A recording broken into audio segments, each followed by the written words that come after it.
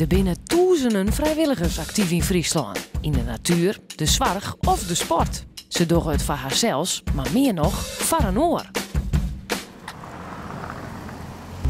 Dat is geluk. Want mijn geluksveertje bleef helemaal schoon. Ik ben Joan de Jonge. Ik ben vrijwilliger bij het voorleesproject van Humanitas hier in Jouweren. Ik zit hier op de bank met Geeske zeg ik altijd. En Irsa. Gewoonlijk ben ik bij een paar kinderen thuis.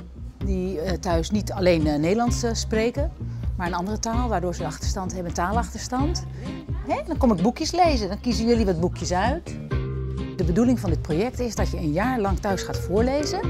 En daarmee de ouder thuis, die moet er ook bij zijn. Dat die het op een gegeven moment zelf gaat oppakken. En dat die het na een jaar zelf gaat doen. Ik praat gewoon Nederlands. En de boekjes, dat zijn allemaal eenvoudige boekjes die ik uitkies. Met korte zinnen en mooie plaatjes erbij. Dus je speelt gewoon in op de taalvaardigheid van zo'n kind.